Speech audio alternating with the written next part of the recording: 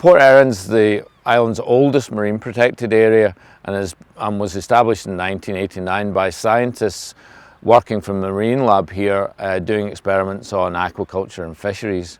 It's got a real diversity of habitat types, from sea cliffs, sea caves, rocky kelp forests, and one of the best sandy beaches on the island. So that diversity of habitat also supports a real range of different animal and seaweed species. So it's got one of the best populations of scallops on the island. It has seabirds, ravens, and regular visitors like sharks, dolphins, seals. It's probably one of the most picturesque of the marine nature reserves around the island as well.